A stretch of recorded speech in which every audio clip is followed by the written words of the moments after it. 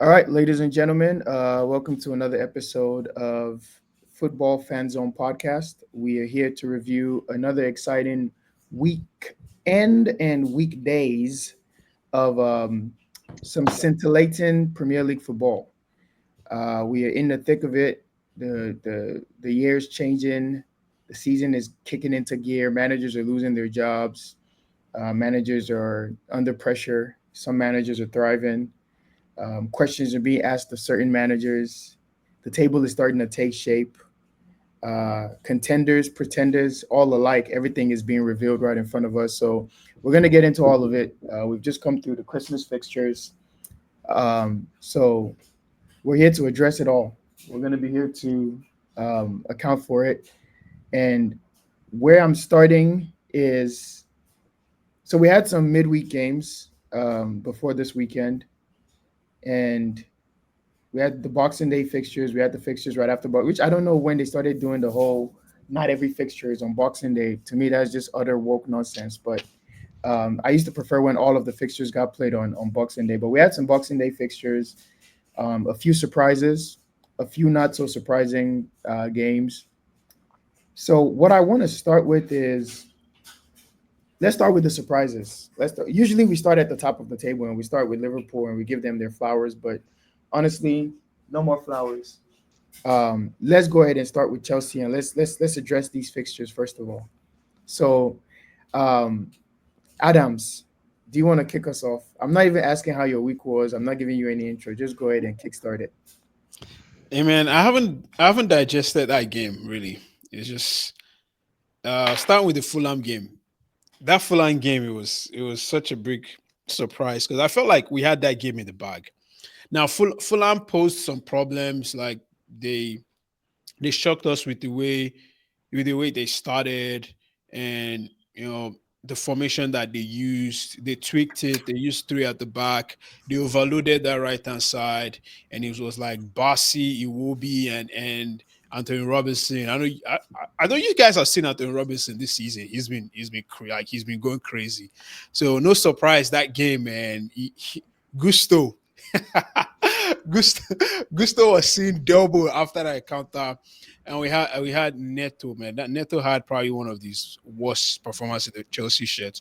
So it was just one of those games where I was like, okay, at least we're going to draw this game, right? This is going to be a draw. They scored a goal. Let's just take our draw and go. And all of a sudden, it just happened that Sanchez. I'm not going to blame him for that goal, right? It's everybody will take the blame. Just Sanchez just made a hash of it, and they scored the winner.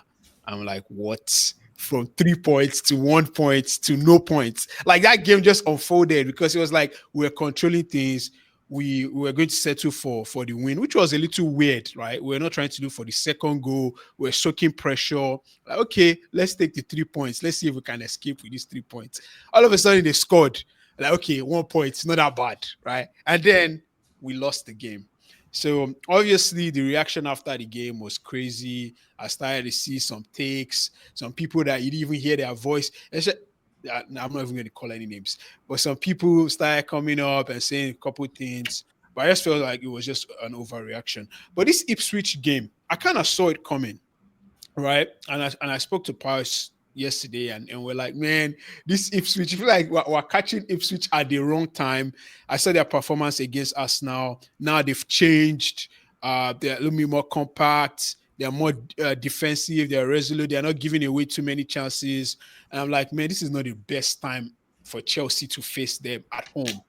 And it was one of those games where, for sure, you could tell that for sure it was one of those games where Maresca said, okay, Ipswich, Southampton, I'm going to play some players, right? I'm going to make some changes. No matter what the result is, no matter what the run of form we're in, Nkunku is going to start, Felix is going to start, Jorgensen is going to start, just to keep the competition alive, especially with the caliber of players those guys are. Those guys deserve minutes, right?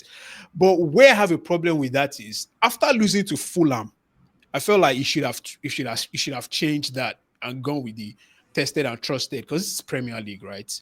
Once you allow something to creep in, once your confidence starts dwindling, if any team in the Premier League smells that, they are coming for blood.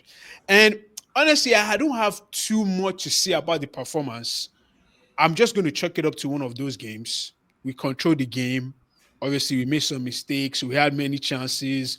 Some guys had their bozo moments, but I'm not going to be overly reactive about that performance. Obviously, I wish we'd have won that game, but it was just one of those Premier League games where they just caught you at the wrong end of your form, and everything seems to be looking down. You're having some key players missing, some players are out of form, December course, whatever you want to call it, man. I'm not going to go crazy. It's just one of those things. I wasn't expecting us to win all the games. Yes, I wasn't also expecting us to lose to Ipswich. Like Ipswich is like that, as Tricks would say, that La Quinta breakfast. Like that's the type of team you want to catch immediately after a loss. That's my only thing with Maresca is immediately after a loss, go strong. What are you doing starting Jorgensen, Disasi, and all those guys? Go strong. Like immediately after a loss, bounce back, win, bounce back. Then you can start. We have FA Cup. I think we have the FA Cup Yeah, game FA Cup right game. after that. Yeah, so you can do whatever you want to do for the FA Cup game. Let Nkunku come and start pad. Felix score hat trick. It doesn't matter. But after a loss in the Premier League game, you go strong. You don't try to do anything be rubbish. Like that's my only problem with him. But then again, flip it to the other side. Guys like Nkunku, Felix, come on, man. This is Ipswich. What are you doing? Felix 50 million, and you can't play well against Ipswich. So what are you doing, right? Nkunku, half and half, is not a striker. He doesn't get full blame. He's played out of position. Yeah, but still, we saw you do it against what Noah FC and all these guys. So why is Ipswich different? So yeah, man. I'm like, I wasn't expecting us to win all the games. Obviously, it's frustrating. 1 point out of 9 is embarrassing. But honestly, I'm not going to hold it. I'm not going to go get too critical. It was annoying to lose. And maybe that might just be the wake-up call to get that guy, that Liam Della boy. That guy is serious. I got a first look today. And maybe, that might just be it. But yeah, and this is something every Chelsea fan has said throughout the season. Disasi not good enough. Tosin not good enough. But I mean, it's the situation we find ourselves. There are players, and we just have to take our L, man. A wise man once said, "Why are we letting him get away with this?" No, And you are the host, so you have to set the and tone. no, no, no. I mean, of course, this kind of show is going to be a respectful show. We're going to let everybody cook. Whatever they want to cook. I just want the audience to remember that a wise man, an extremely wise man who built this platform with his bare knuckles, once said, "Why are we letting him get away with this?" So all I know is I've heard today that when you rotate and you don't have your first choice players, 2-0 to Ipswich. What can we do? We're only bringing in some 50 million replacements. No problem. No problem. What can we do? Some of us are bringing in Ah. free academy replacements, and we're being told that those academy replacements are not good enough. So, um, apparently, playing the best team in the world, in the whole world, top of the Champions League, top of the Premier League, with your academy kids who are replacing your injured players, unacceptable. Lies though. No academy kids in sight in that game, by the way. Do you want me to name them? Who? Name them. Who? Did None. what are you talking Begval. about? Begval doesn't qualify as an academy kid. You got him from what? Sweden for how much? So none. Yeah. Actually, How give it to much? him. No, no, no. Speak now. See, you want to say 15 million, 18-year-olds. He's not academy player, so I agree with that. And but They are but, not but academy. but but my point is teenagers, right? They're from somebody's academy. These are Yeah, not guys that have a wealth of experience. If you're yeah, gonna say less Archie experienced Gray, players. he Yeah. played in championship, Fair cool. point. If you Fair think point. that's adequate replacement, fair. My point is, I've now found out that Now he has a point. He has that a that if point. that if you can play, if replacements come in, then you're not expected to beat Ipswich. In fact, it's okay to lose 2-0, but it's unacceptable for other teams with replacements to lose to the best team in the world at home. So all I know is I've established some rules of engagement. I have nothing to cook. I've been told that this is the new reality, so I'm going to go with it. I'm going to address the person that I feel that this result mostly affects. I know, Pius, you've been looking at Chelsea as your closest competitors over the last 3 weeks. because Arsenal kind of fell behind Chelsea oddly. I think they were about 4 points behind them. But after 1 point out of nine, um, Arsenal are now your closest competitors again.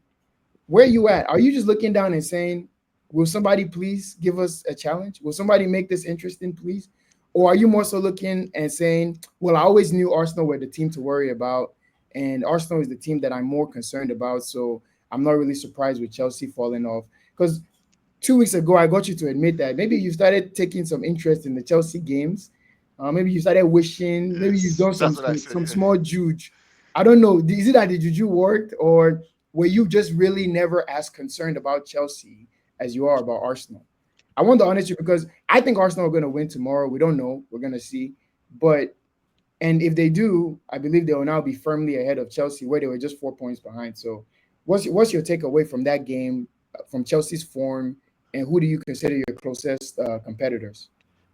Yeah, yes. I think for me, to be honest, I think I did mention like the last time I was on the show that I was a bit worried about Chelsea. I was starting to look at them as okay, they could be a team that would threaten like my team's position as Liverpool, But at the back of my mind, I always something just always told me that Arsenal was more of the challenger in terms of who would be the firm challenger to Liverpool in terms of this year's Premier League title. So yeah, I'd given Chelsea. I was like, okay, I'll say I was.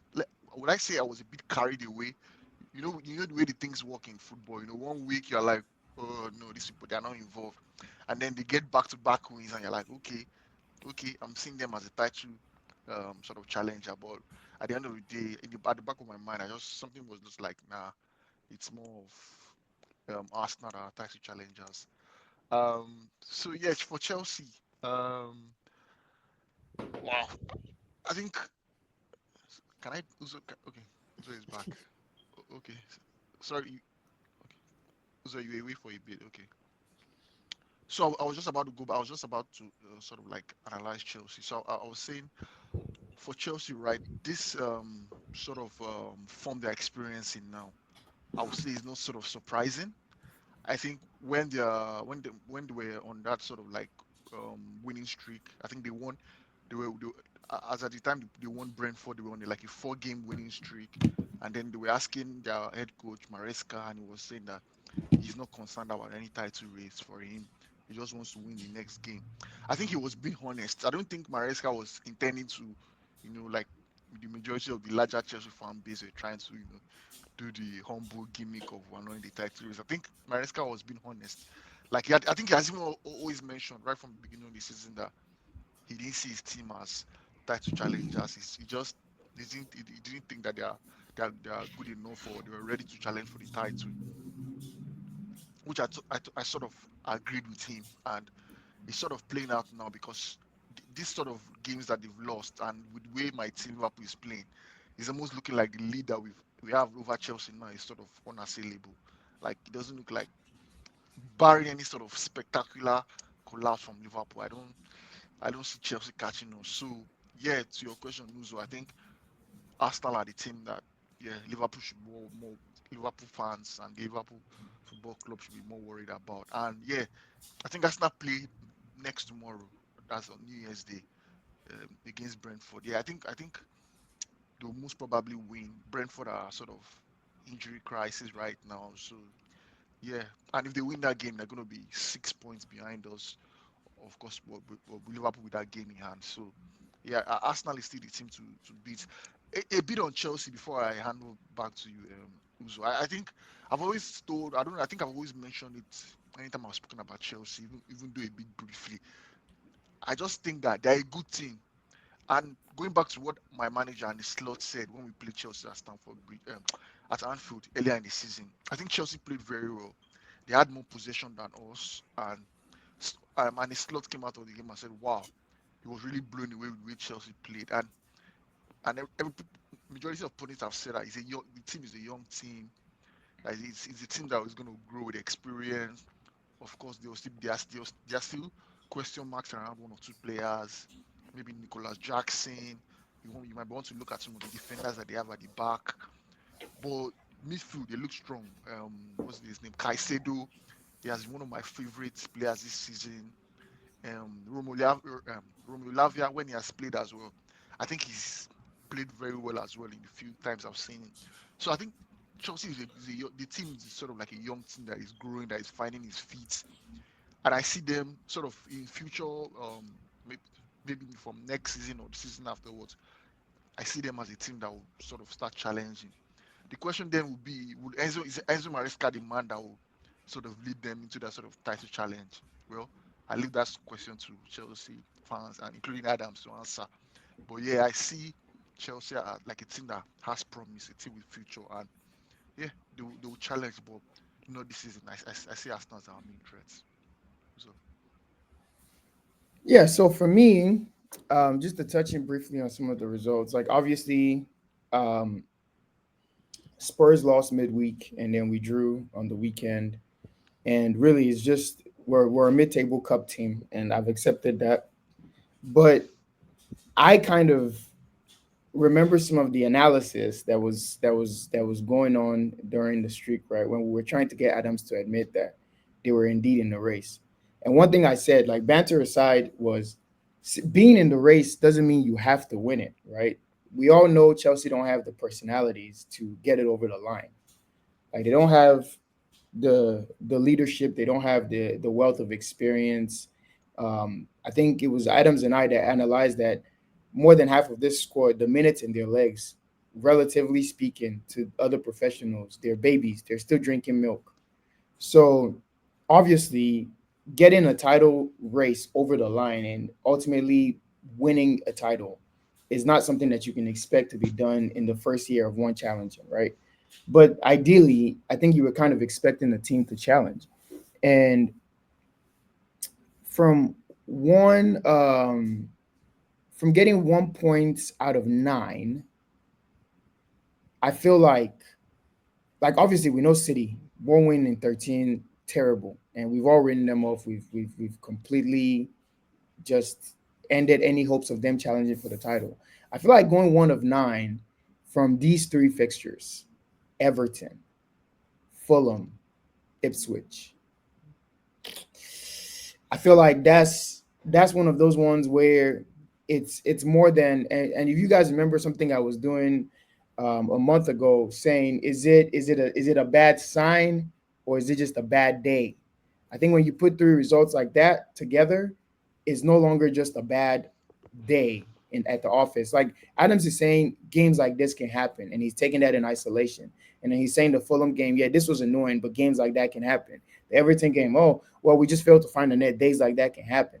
But I feel like when you remove thinking about them in isolation and you put them as back to back to back results, and whether it's on the players or on the manager for the rotation or his game plan, his approach, whatever, somewhere along the line of accountability, and that's why my game tag is there will be some accountability somewhere along the chain of accountability, right? Those three results, in my opinion, represent a bad sign. yeah, And ultimately, every manager will get their welcome to the Premier League moment. Conte came into this league, he won the league on his first try. And then the next season, he got his welcome to the Premier League moment when the players revolted and turned on him. There's not many managers who come to this league and don't have one humbling moment, right, to speak of.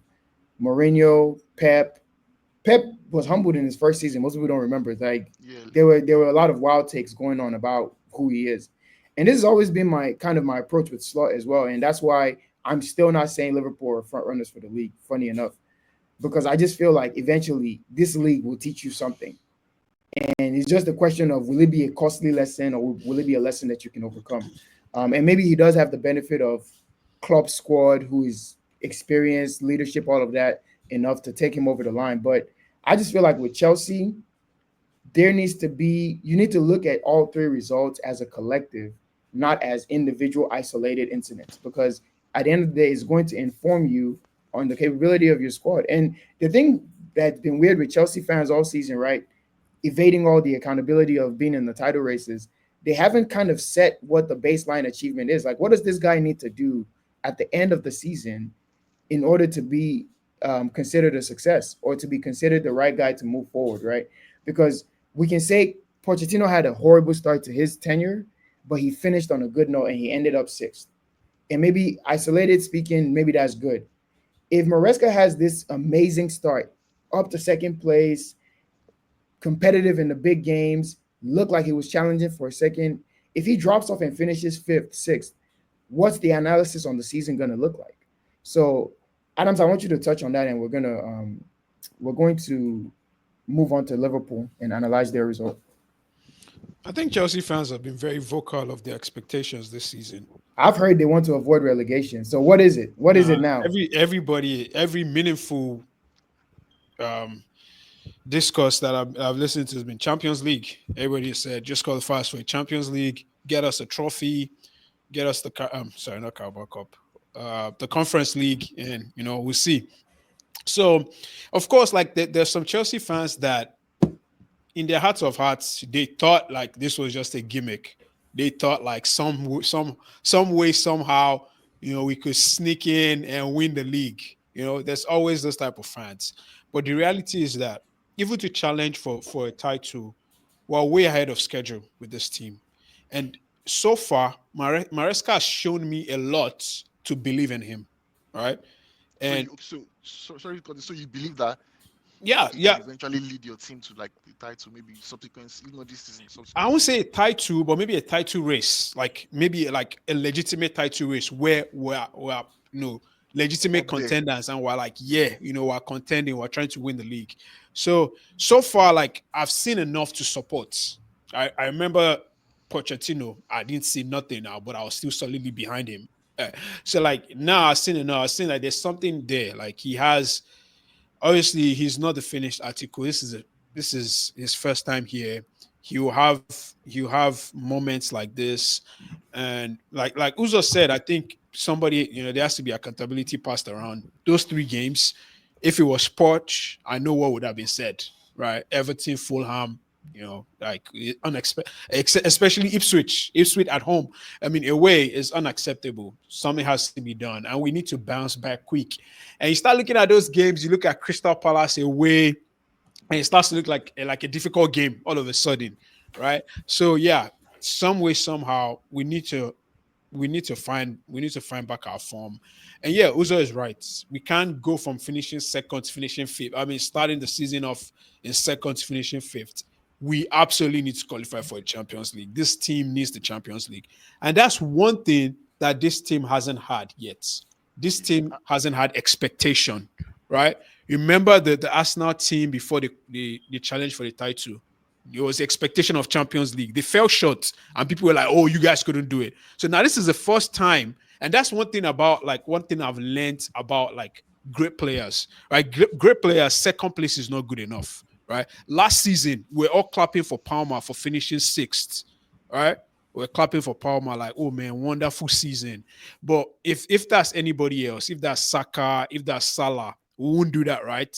Like even if he scores 1 million goals, what would they still say? They'll be like, oh, if he finished sixth. So now, once the expectations are placed on your shoulders, what can you do? That's the next level, right? So now the expectation is there.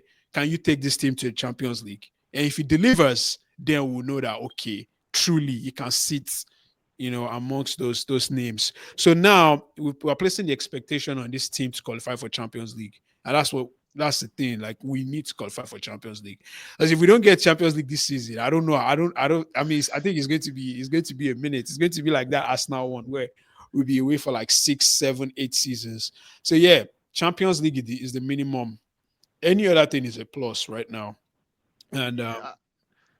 I just want to add. I think they said this season is looking like fifth place might be enough for Champions League for I like for mean, I'll England. take it as long as you get in Champions League. I'll take Anyhow, it. And whether through any the back door or front door, bro, as long anyhow. as you get to Champions League, I'll take it. And it goes back to the same thing with Poch, right? You almost finished fifth. Yeah, maybe if you had gotten Europa League, they would have left him. At that point, he was not in his hands. It was Yeah. like Man City, Manchester United FA Cup, and then I mean, we ended up in Conference League and he got sacked. So the same way, man. If that works out in Maresca's favor and he gets Champions League, man, we take it, man. First, first. I don't know if Uzo is there.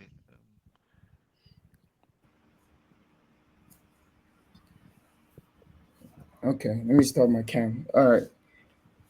I have to make sure I'm able to see some facial expressions while some of these takes are being sent, so I can do my analysis.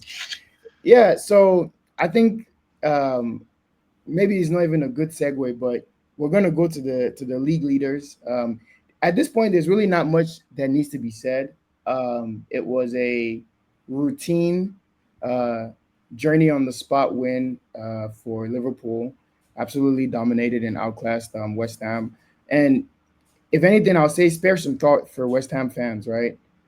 Singing all those songs about how they finally won a trophy before Spurs. That little kid was crying as if his father left him and went to go buy milk and never came back. And he got his little 15 seconds of fame. I wonder how he feels now. But this is why last year when I was saying, what is a trophy really going to do for Spurs fans, right? What is a Carabao Cup going to do for Spurs fans? Come on, it's These gonna do guys won the something. Conference Bragging League. rights. No, but hold on. They won the Conference League. They cried. Can you They shed imagine? tears of joy. They did fireworks. And now they're back to the absolute Can you dominance. imagine? And here's the thing, right? Here's the thing with West Ham. They are probably, besides Southampton, right? They are the team that has been done the dirtiest this season. Like there's been some absolute diabolical performances from those Yeah, lot. And I don't know how, and this is my argument with the trophy discourse, right? Can a trophy really make you okay with stomaching those kind of painful, embarrassing results? Like for the next 2 years, you just be like, it's fine. Like you think United fans right now with that FA Cup and Carabao that Ten Hag gave them, they're just okay going every week knowing we're gonna get destroyed. It's all good because we won a trophy no, last year. no, I, no, So I don't, I I don't anyways, think, I this don't is think about the, Liverpool. Let's I talk don't, about let's not cry for West Ham.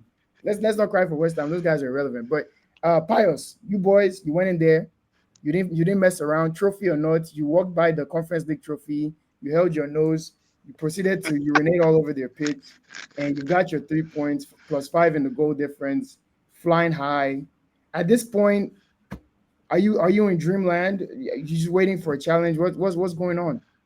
man, it's been a beautiful, period for me right now. So I just sometimes I just wake up, and then as soon as I wake up, after saying my prayers, I just start smiling. It's been that sort of period for me. Then I go to Twitter, I laugh, I see other fan bases melting down, throwing tantrums at each other. Ant out, Maresca out, Poch is better. So it's been that sort of feel good factor for me. But yeah, Liverpool it's been good. It's been good. It's just I think there's just that thing. I think Adam said something before we started started recording. Like it just feels like things are just working out for you. It's just when you're just like, yeah, everything is just falling in place for you. It's just like even before you kick a ball, you just feel like, this is it, we're winning. Things are just happening for us. And then looking at the game yesterday, I think it was 1-0, and then Mohamed Kudus, who I love by the way, who I think Liverpool should try and sign. He had a shot that just hit the bar. Any other day, that ball would have gone in, and then it could have been 1-1, and who knows, that would have been a different game. But if the ball didn't just go in for whatever reason, it didn't go in, and then we went on to sort of complete the demolition job. So yeah, it feels like that sort of period, but it doesn't still take away the job that Arnie Slot has been. Arnie, Arne Slot. man, that Na, guy, na, man, na, the na. guy, man. You can't take away the job that the guy has done. I think I've been watching our games, and I've seen people have been saying, "Oh, what's the difference? What is club's team? The team is experienced." But I've seen some patterns of play, some tweaks. I'm like, nah, this guy has done some things, and I'm like, yeah, this guy is a good coach. So I'm so impressed with our appointment, by the way. And to think that we're close to almost getting Amorim instead of Slot. Wow, talking about dodging the bullet. But yeah, man, yeah, I just feel like the guy is a good, and it comes across as someone that is very knowledgeable. I like coaches that I like coaches that when they just post match, pre match, it's just all about formation tweaks, analyzing the opponents. I'm sure that's what he does. He just Oh man, I'm a I'm patient. just I'm a patient man. I'll wait. I'm a Oh, this guy, patient man. Adam's just like this guy doesn't wrong. No, no, no, no, no, no, no. Leave me now, my time. Let me enjoy now. I'll Let me wait. enjoy I'll that I'm wait. on top. Yeah, I'll be there. yeah, be there. But for now, it's my turn to enjoy. You see, I've been telling myself I'm not, you're of course as a fan base, and I'm sure the players, Salah, anytime he intervene, he's like, oh, we need to stay humble. There's still a long way to go. Of course, we've been there here in this sort of position before, and we've not gone on to win the league. Yeah, that point is there. But of course, that will not still stop me from, Enjoying showering the moment. praises on, Yeah. yeah, exactly, enjoying the Yeah. moment, showering praises on my team. And fair enough, it's true. This is still early, just halfway. There's still a second half to go, a whole 19 more games to go, and it's still a long time. I remember some years ago, the year the Aguero last minute goal that won City the title. As at March ending that season, United were leading City with 8. I think at some point it was 10 points or 8 points. That was in March, not even in March, and they still ended up throwing away the title. And that was those great Manchester United teams of that era. I remember Adams, that era when we were Yeah. in school. They always win year after year. So if that sort of team can throw away an 8 point lead, is of course you need to stay humble. So there's no until it's mathematically there, you can't even your mind is like wow. So yeah, wow, of course, I'm sure the players are well grounded, but yeah, it just but I'm not gonna still I'm not still, it's not gonna still stop me by saying that it just feels like yeah, this could be our year. I always say like for instance, take a player like Luis Diaz. Yeah, Luis Diaz has not always been my favorite player, but yeah, fine, hardworking, workaholic, runs for the team. But I always feel like someone that his output has not been great. But this season, it just feels like when things are happening for you, it just feels like wow, you're looking at Luis Diaz. I was looking at the Premier League top scorer. I'm seeing Luis Diaz somewhere. I'm like, Luis Diaz that I'm looking at as a Liverpool fan myself. I'm like, this guy doesn't have outputs. See him there flirting with like maybe top 10 top scorer this season. So everything is just sort of working fine, but still a long way to go. The coming fixtures in January, the away games are tricky as well, very tricky. Away to Nottingham Forest, who are flying after. So our games we have United next at home. In fact, let me even talk about that game, right? I've been seeing Liverpool fans saying, wow, this could be the game this will be the first game that will see a triple digit score line. I'm like, come on, guys.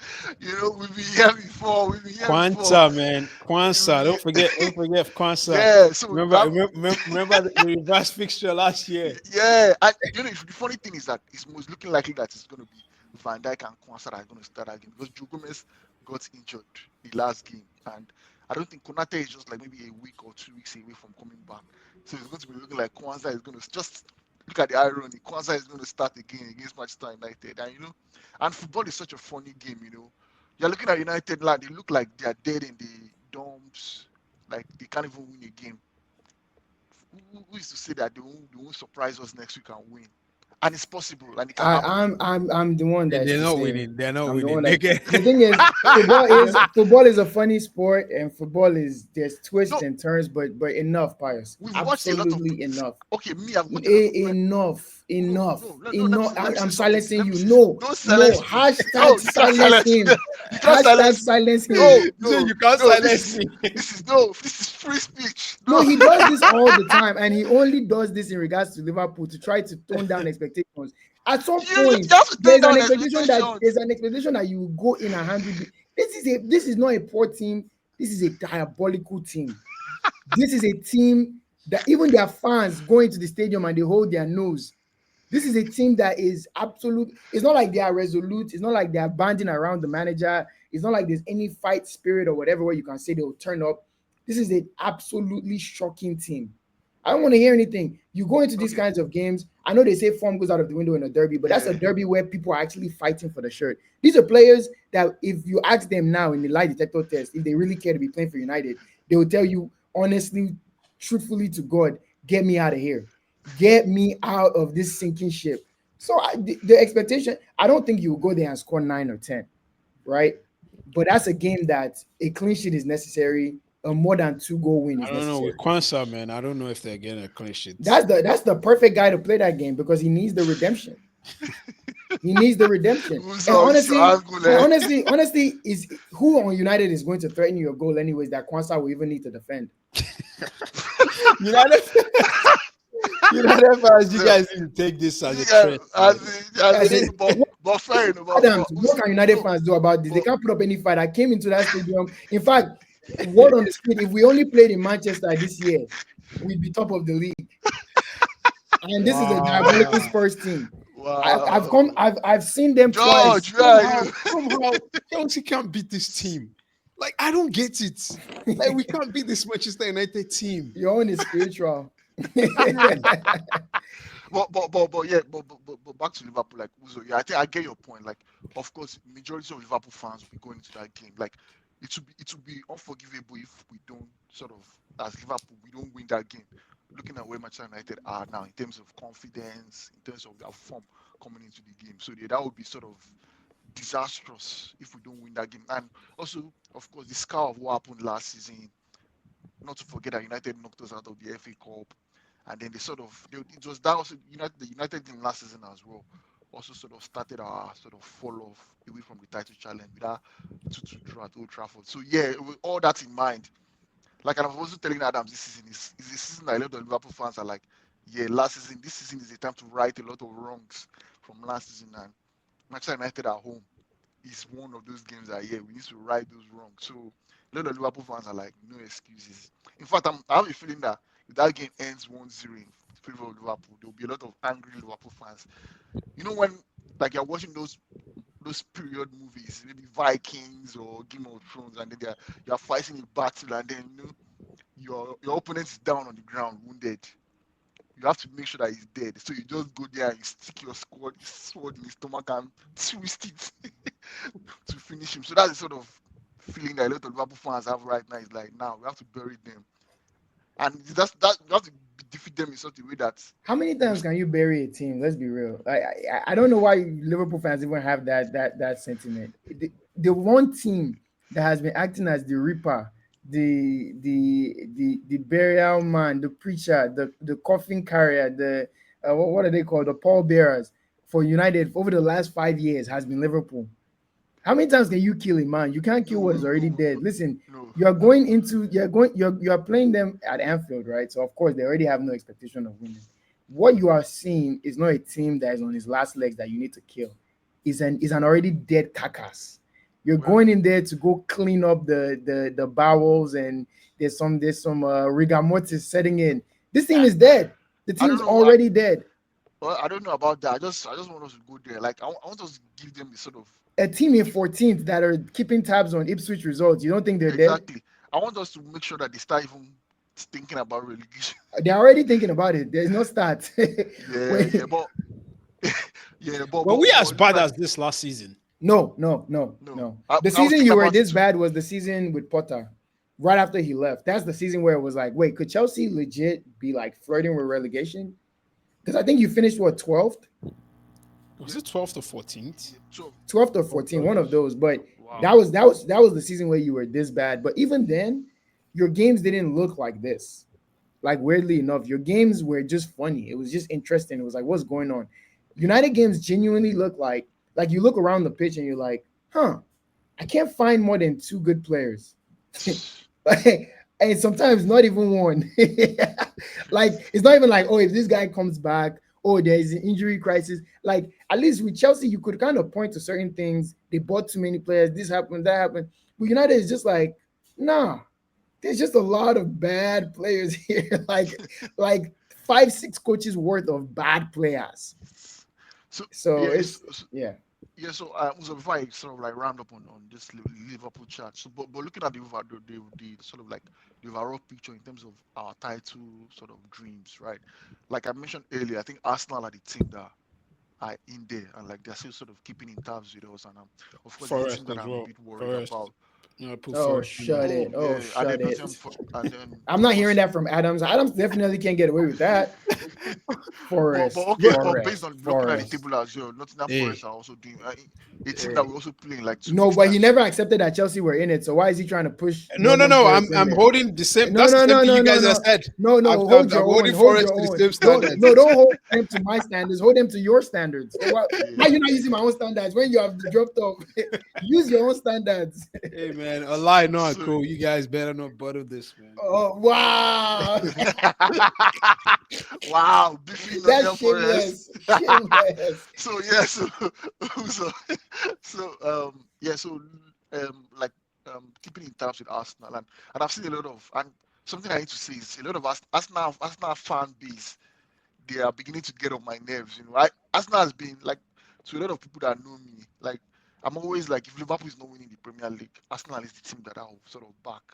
I have some sort of, I used to have a soft spot for them, but right now the way they are moving, they are beginning to get on my nerve, and I'm like, okay, I've been seeing a lot of takes trying to rubbish what we have done so far this season, telling us that, oh, who have we played, or we play teams when they are weak, oh, we are lucky, Saka is injured, this and that. Fair enough. Like, the thing about it is, I'll sort of agree. Like, this second part of the season, Liverpool as a team, we have some tricky away games against the top team. But the thing about the thing is, when you're looking at all those things, and a lot of Arsenal fans will be quick to point out that, oh, yeah, the second part of the season, we still have Villa away, Chelsea away, City away, Nottingham Forest away, in terms of the teams that are doing well this season, Bournemouth and Fulham away. So, yeah, those are sort of difficult away fixture that you can say, yeah, the title is not sort of decided yet. But the thing about it is that there's always a flip side to these things, right? So the thing about it is that our home games, we have like eight out of our 10 remaining home games are against teams that are at the bottom half of the table too. So that is also a point that I just thought I needed to also put out there. When you're Arsenal and you're looking at your rivals' difficult sort of fixtures, also sort of look at on the flip But side. really, with the fixture list, it's all about timing, right? It's not really about the difficulty. Like strength of schedule only matters in like a condensed season. If it's a 10-game season, okay, you can start to look at strength of schedule and say, okay, this guy has to play this one, this guy has to play that one.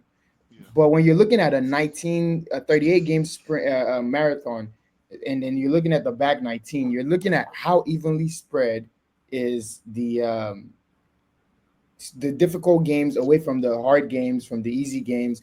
Like how what's kind of the spacing of those games.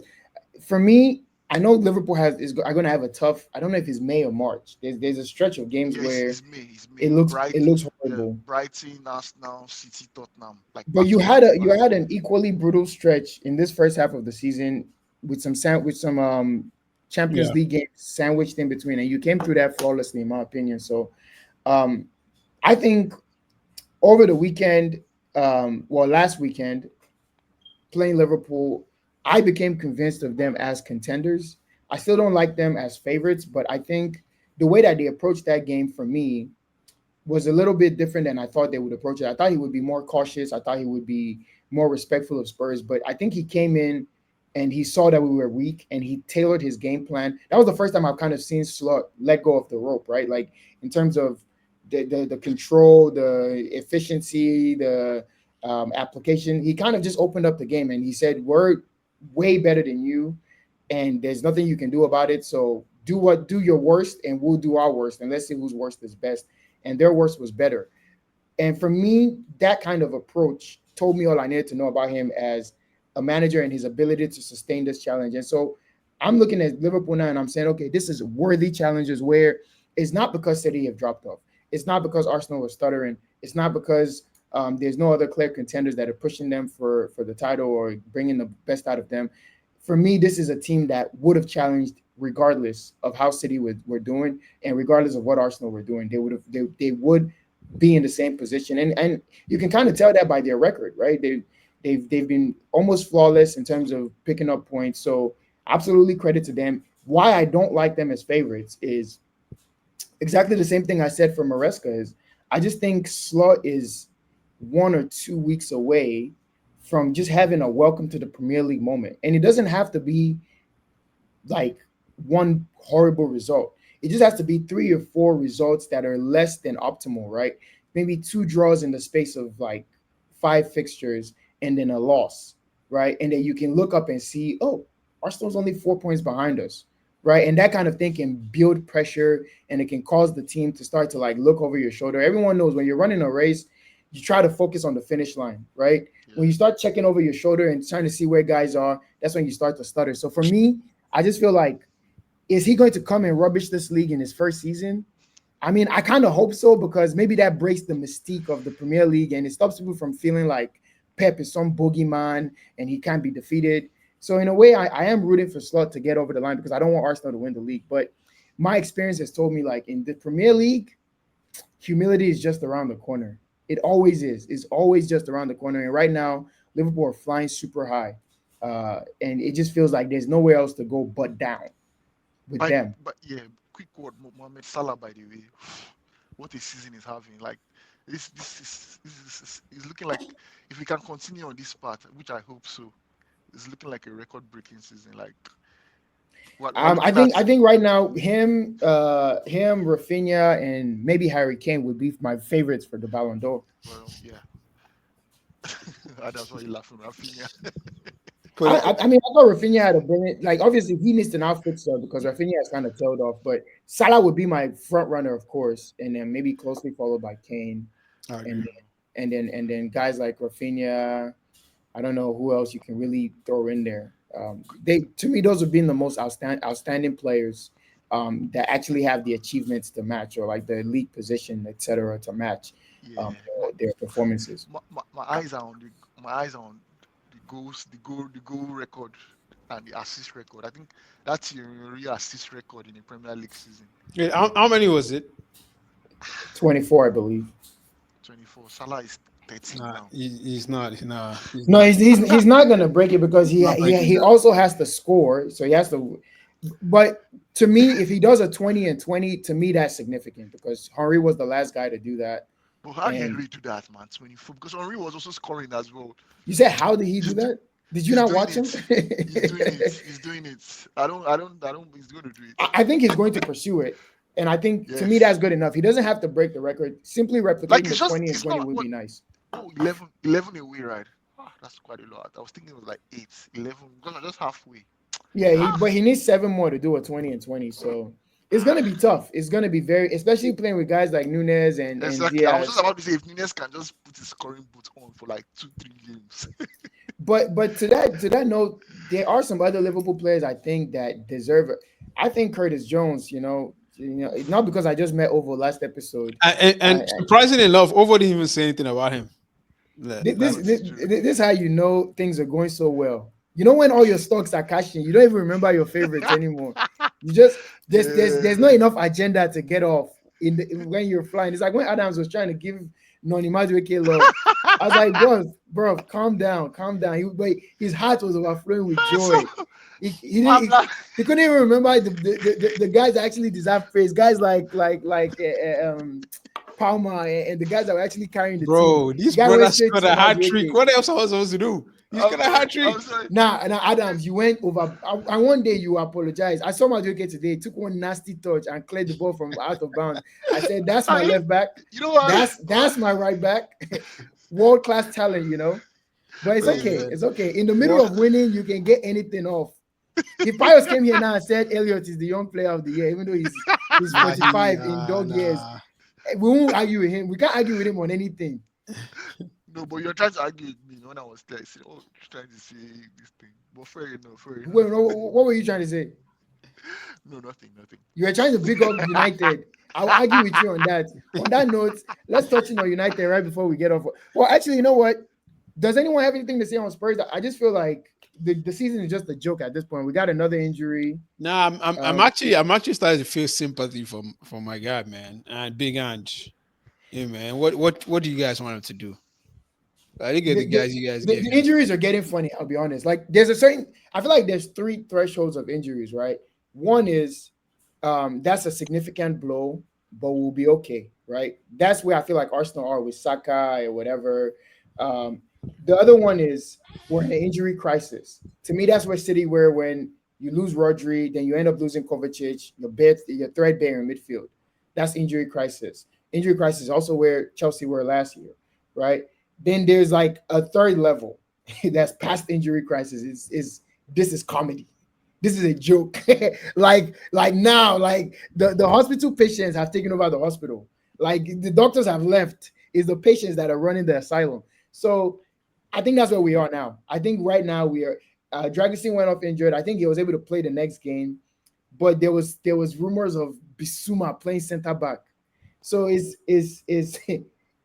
now become, and then we've lost Bro, Destiny. why don't you guys just trust the academy kid and play him? Play that boy. What's that his name? Alfie Dorrington. Yeah, just play Ricky the Ball. boy, man. Play the kid, man. I think Forest would have been a bad game for him to come, as well as Wolves. I just think in that kind of guy, in that kind of position, you want to ease him in. But I mean, we saw United do this with Kwambala. He played. Bro, you Kobe have no Mainoo, he choice. played, Like, I hate it when like coaches are left with no choice and and they then still they don't still trust. don't Yeah, like, bro. they like playing Archie Gray out of position instead of trusting Dorrington. For me, that's a choice. And this is where I'm like, I don't really feel bad for the manager. For one, I have a theory that the injuries are his fault because everywhere he's gone, these hamstring crises have followed him. No other manager deals with hamstrings at this rate, right? Wow. So to me, at some point, correlation becomes causation. Like it's not by mistake that everywhere you go, people's hamstrings are dropping like prime rib from Steak 48.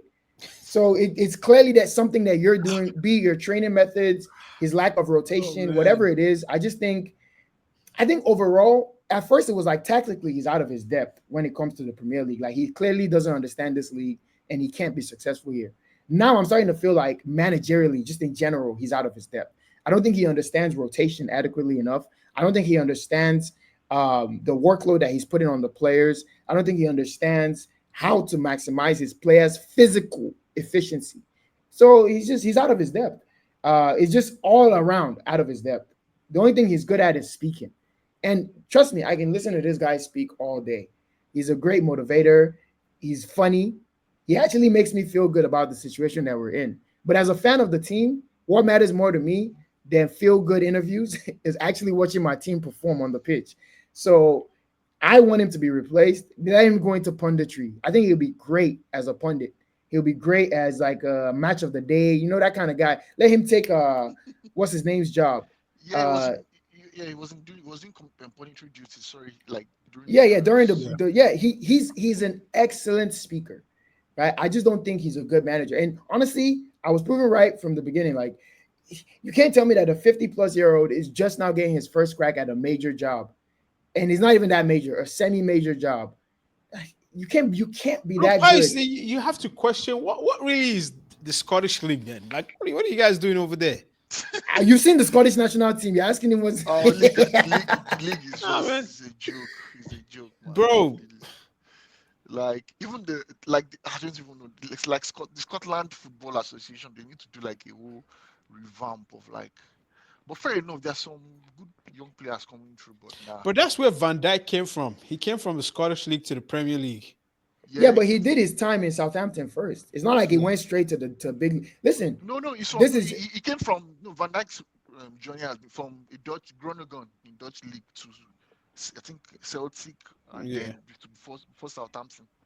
yeah, And yeah. that's not to say that if you're from the Dutch league, you're going to be bad. But I just think when you're 50 years old and you've been coaching that long, there's videos of this guy doing interviews back when the World Trade Center was still standing in the middle of New York.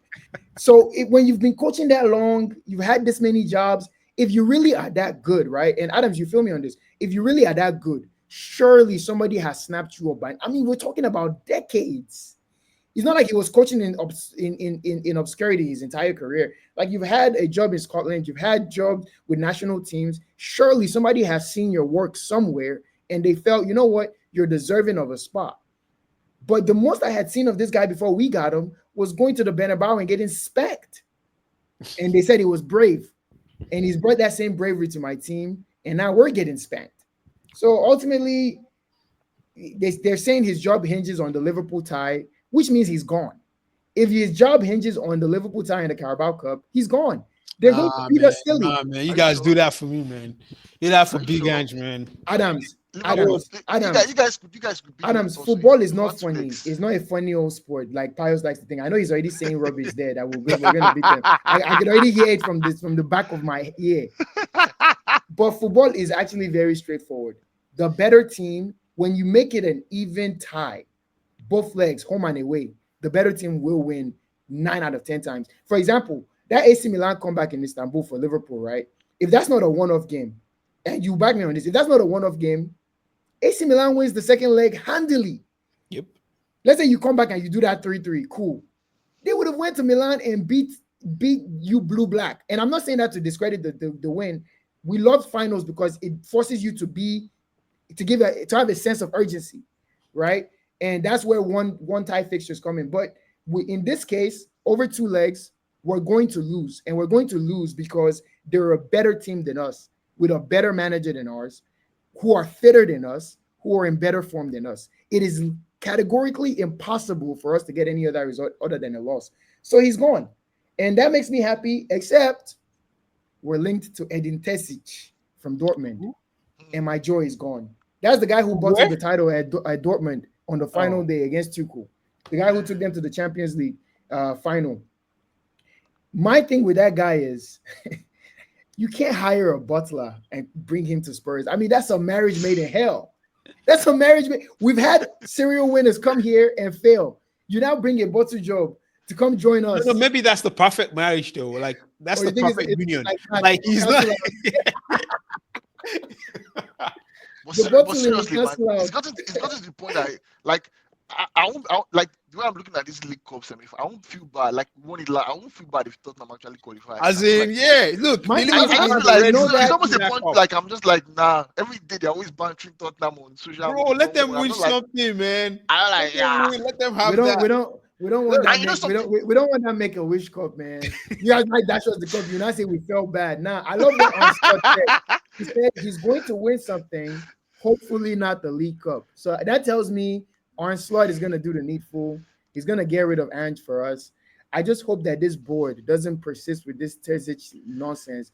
Go get me Iraola. If we get Iraola, Can't get I would Iraola, don man. my You kaftan. can't get in the middle of the season at Why least. not? Why not? Nah. Amarim left Sporting that were flying. These guys are money motivated, bro. At the end of the day, we're going to offer more money than Bournemouth could ever offer. Iraola. We're going to offer him more You guys have exposure. Gary O'Neill out of job. Gary O'Neill, what the hell would Gary O'Neill do? Don, on that note, we're ending the episode. We're ending the episode. We're ending the episode. We're ending the, so a guy that was fired for not being good enough for Wolves, we'll go bring him to do what here? What kind of joke? What kind of joke is this? Listen, Spurs are in a sad state of affairs. We have more hospital beds than we have jerseys right now hanging in the rafters. Beyonce and Whiskey are not even here to save us. We haven't had a concert in so long. At this point, I'm even dying for a concert, a go-kart, something to distract us from the absolute mire of mediocrity that we're in. But that's just the reality. That's where we are. It is the history of the Tottenham, so there's not much to touch on. And I get comfort, I get joy in seeing my guys, my United guys, going through the same wickedness, the same evil has befallen them. I don't know. I'm using left eye to look at Chelsea right now. I'm like, do you want to flirt? Do you want to flirt with a little bit of mud? We're not about that life, man. We're not about that life anymore. Adams, do you want a little bit of mud? Do you miss it?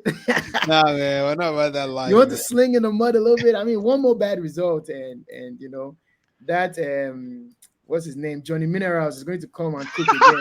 that guy is actually. I'm sorry, that guy is actually. You guys have been depriving Johnny Minerals of his subscription funds. I think that guy is Funds, man. So I think Adams. I think that guy is like the equivalent of Ligona. Yeah, he's the Ligona of the Chelsea fan base. Was that saying, bro? You guys made me miss my guy, man. Let the content creators eat again, please. Let them eat, man. I'm sure this night Chelsea content those guys are eating good. Yeah, I'm going to catch. But the thing is, like Chelsea content creators are not even all that. They're not that good. Bro, Arsenal. I'm looking at that. I'm looking at this Brentford game on New Year's Day. I'm like, Nah, Anything other nothing's than happening. Nothing's happening in that game. Other creators are not cashing out on that day. Not not No, that no, one. Arsenal is going to beat them silly, bro. Are you But sure? honestly though, I look at Brentford Okay. and you want to talk of good managers, right?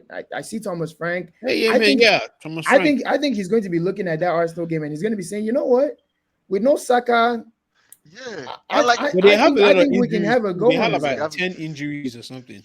They have at a lot of Brentford, right? injuries. Yeah. yeah. Yeah, that's the problem. Is smaller squads like that. This Christmas period is very brutal to them. Um, But just imagine Arsenal loses that game. Oof. AFTV will feed me I for don't think they 2 should lose days. though. I Nah, kind of nah, want the I don't league see to be them losing interesting. though. I don't Yeah, see them I losing. want the league to be slightly more interesting than it's been. Honestly, Chelsea get it together as well, bro. Yeah. Hey, This league is man. starting to look like Slot cannot come here and just be looking at the league as if it's one kind of like. I think he had even more of a I challenge slot. La in the Dutch la league. la Can la you la. imagine? Bro, I tell your slot. guys, man, not London, man. Those are the ones that Nah. Yeah, Arsenal. Pride of London, in it. One, bi- one, In one, it, in it. 1 billion spent. Guys are saying we're building towards something. If I sound all of you, nah, man. if I We're sound all of building, you, man. Nah, we're guys are building. bringing 50 million off the bench and telling me that we're hoping that he can take No, his those chance. guys are just the prices are just inflated. I'm sure Uh, oh, if now they, it's inflation. if they deep, you'll see you'll see the real source. Oh my god! Shout out to Neil Mupe, by the way, legend man. Neil Yeah, Mupe, legend. he set traps for an Anybody that entire fan dunks on base. Everton, man, He are a set legend. trap for an entire fan base and they all bit. One thing about that thing is you don't think that Neil Mope knows what he's doing, and they all rushed in there and they paid his bills for the month. They gave him all the engagement he needed. I love it. They I paid love his Neil rent. as much of a prick as he is. I love the guy, man. Guy Yeah, is needed the for guy is sport. annoying, The man. guy is a wind up merchant, man. You need guys like that, especially guys that aren't good at football. Like it's even better coming from them because it's just so funny. Like with Charlison, guy's trash, but he would score goal and he would do purr, purr, and it's so annoying because you're like, how did this guy do this to us? Don't mind that. When he was at Everton, he always winding up Liverpool. He was Ah, there was time he had that like Richard Wait, Allison when is boss me Richarlison coming back, man? I one missed more. that guy. I don't think he's injured anymore at this point. I think he's actually changing careers. I think he's going into IG skip making. Or maybe his new job is as a lawyer for Vinicius because all he's been doing is commenting on Man City posts and telling like them this. that they are suffering for what they did to Vinicius. Guy, if Man City are suffering in seventh, what are we in 12th? He doesn't even realize that his own club is suffering worse. What crime did he commit to be suffering that Who's he's right injured? He now? hasn't played in months. His team is 12 and he's commenting on another club that is higher than him, that has won the last 4 league titles and telling them that they are paying for stealing Ballon d'Or that he has never been close to in his whole career. He's just a funny guy. Right now, as a Liverpool fan, right now, man, I'm having a swell time. I'm having a good. Anytime I just pick up social media, I'm just laughing. Like Bro, the I'm meltdown. so I look convinced. left. I'm so convinced that a time will come where we'll eat. That's why I Yeah. said there's nowhere to go but down, Pius. Like if Pius could have written the script of this season, I don't think even he would have written it this I'm badly. telling you, me that this Like season I was already prepared for like right off before. I was like, nah, this season I'm I not don't really think going to. even the staunchest Liverpool supporter could have written a script this nasty for the rest of us. Nah, So nah. that's why I'm convinced, like, at some point, there's nowhere to go but down. And honestly, even if they win the league this year, I feel like next year, so at some point, you have to pay the piper, Yeah, Paris. Of yeah, course, of You yeah. have course, to of pay the Will. course, piper. of course, of So course. we'll see. That's why, But like I mentioned before, I'm enjoying the good enjoy times. the Of moment. course, Exactly. of course, of Exactly. course. That's why those 10 games with Ange, man, we dared to dream. Adams, I have a question for you. Man, So, huh? so you get to Pre Chelsea is Adams. trending now. No, a Chelsea fan say Palmer is acting like he's bigger than Chelsea. He is bigger than Chelsea. He's bigger than this current Chelsea. Like that's just the reality. How is he bigger than Chelsea? Than this current Chelsea. Bro, what's he saying? Like he's not What are you bigger than the saying, club, so? but What's he's bigger he than saying? this He's squad. very current Chelsea. Yes, he is. It's the reality. You don't have a caliber of player like him in your entire squad. It's just that simple. And that's what I mean by it's funny. I was going to touch on this, Pius, right? I feel like the reason why Liverpool can continue this standard, you see guys like Curtis Jones coming, you see guys like Harvey Elliott come in, Jaden Dance, all those guys, they come in, they keep the standards up because they still have their heroes in the side that they looked up to. They still have the standards set by these guys. It's still in continuation. You look at Chelsea, you look at United, the standards got eroded. It's like you stayed in the mud too long that there was no It's time to changing of the guard. execute, man. Bias. Okay, all right. It's time You to didn't you, you execute. didn't have guys like Kante hand over the reins to a guy like Caicedo. Instead, there was a break. There was like a demarcation of expectations, and that's why Chelsea fans can be going around saying we're just trying to avoid relegation. We just want to win our next game. There's no expectation on this team. Like the old Chelsea was like, boom. If you're anywhere close, go get it. Now it's like when you keep telling a team we don't expect you to do anything. Of course, they're gonna start buying it. So I don't want to No, hear any man, complaining now. look, let them eat, man. We lost today, so I'm not even going to No, try. you've lost. You're No. 1-9. It's not you lost today. You're 1-9. So yeah, you guys can say Adams, whatever, get man. into Say your whatever. thick score. You're 1 point out of 9 against Say Everton, whatever at this point. And Ipswich, and Fulham. Crystal So, Palace so might have we, something for us this weekend. So we gonna cook. Eze, We gonna cook. Eze, Eze, Sa, and Mateta. That trinity up front. Maybe Chelsea fans should have spent the season telling their boys that they can win the league instead of telling them that they cannot. Mic drop. And on that note, we're signing off on the Football Fan Zone. You can stay to watch Adam's head steaming with oil. We'll see I you can guys actually next see week. Adams is like this guy. Nah, man, End no, the no, no, let episode. him cook, man. End the episode. End the Let him cook. episode. End the episode.